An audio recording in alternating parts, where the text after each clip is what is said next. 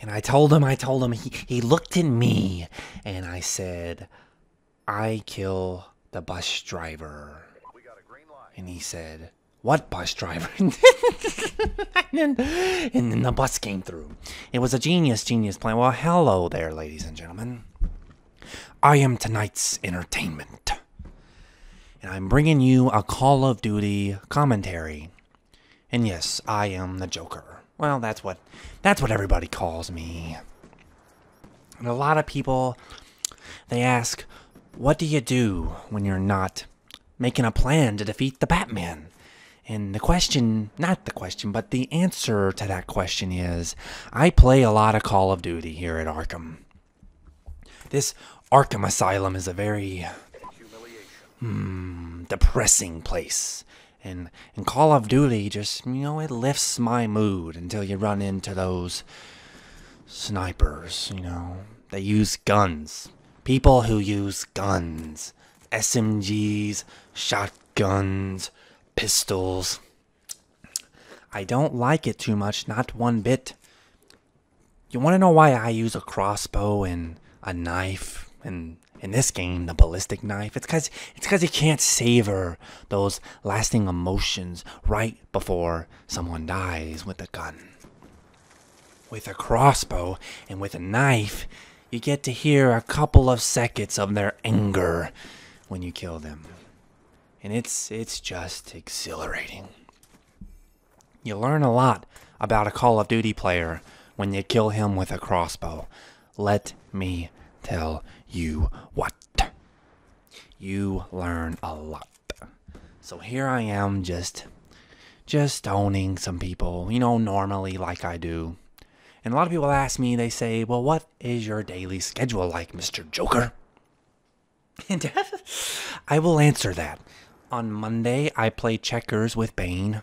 On Tuesday, me and Harley Quinn, we go for a nice long walk.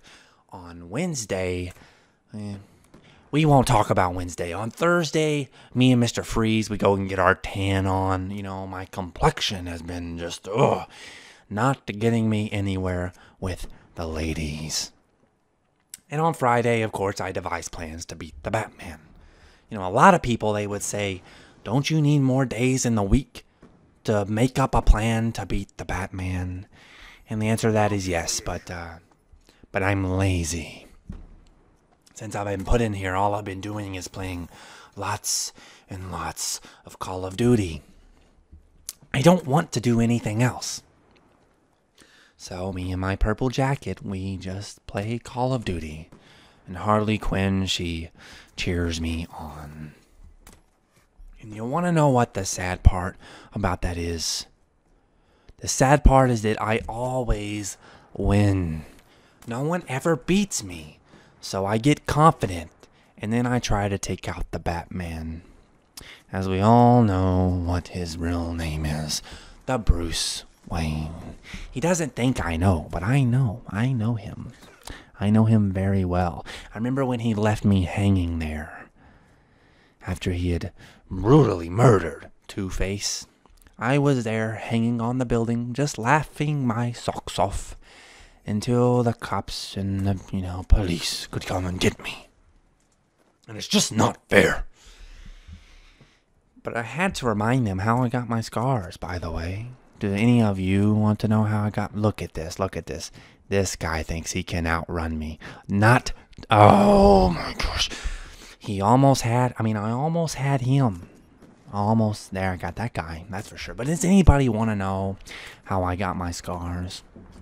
I'll let you know the real answer. Because in the, when you saw me before, I gave you two different stories. My father came home and played Battlefield like usual. And I would always tell my father, I'd say, Dad, the controls are clunky. You can't aim at people.